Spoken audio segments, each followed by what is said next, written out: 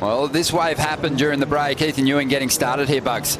Yeah, well, Ethan is the other guy in this heat that's been posting nines.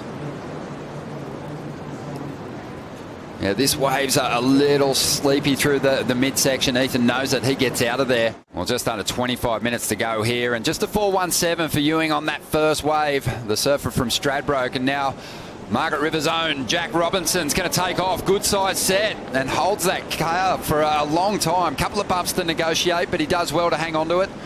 Gets back up there in the pocket. Now looking for the big finish on the inside. Great lip line float. Jack just moving with so much pace through this first turn, Bugs. Yeah, Jack's really looking on. This whole tournament he's looked on. They both have. And he'd be really up for this match. Really up for it. This is mighty.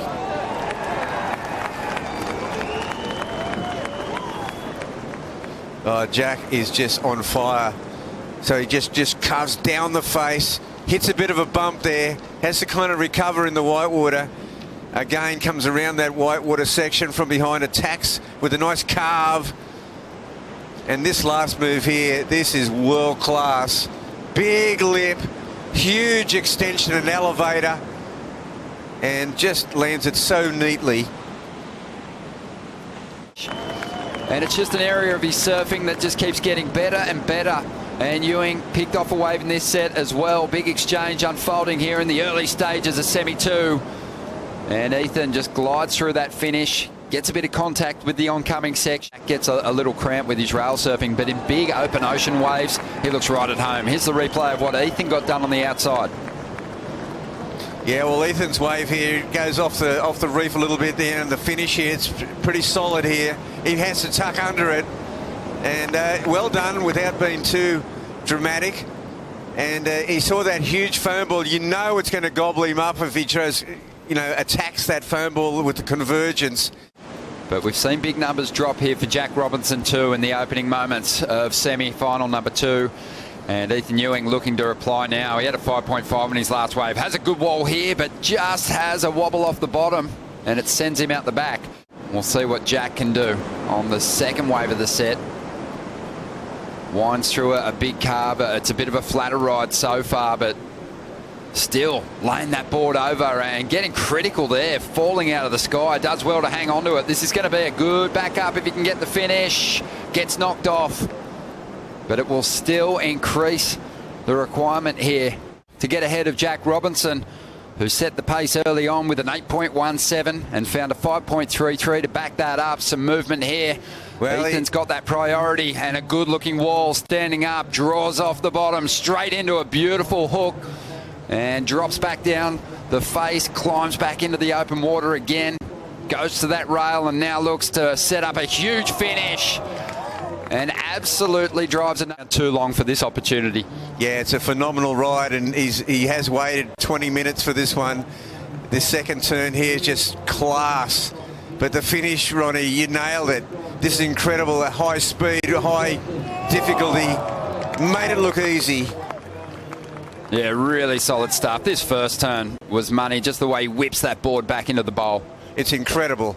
And this is the rail surfing that you described before that everyone wants to be able to do.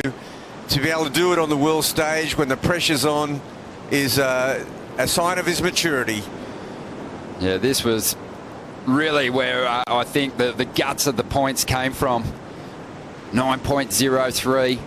Look at this, I'm getting it in the glare. We got a nice paddling.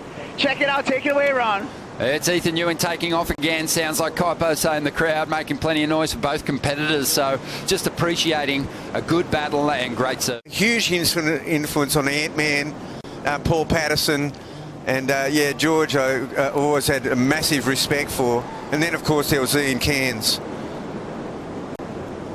And Ian, obviously was the pride of the West for many generations.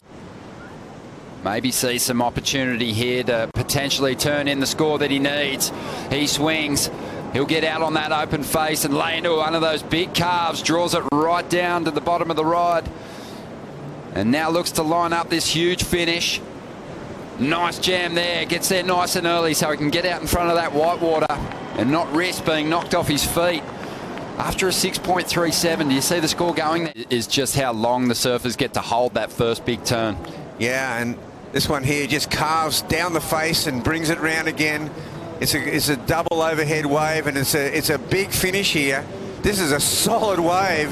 Love that turn. It was a critical layback in the pocket, brings it out in front. He projects out in front of the wave so well, and Jack, this is how he knows his finish better than anyone out here. That's not a little shory finish there. Look at how he's just staying ahead of that massive foam ball coming towards him.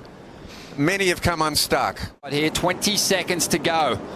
And Ethan's going to really have to keep his head together here and concentrate on laying down some big turns, because Jack went pretty hard on that last ride.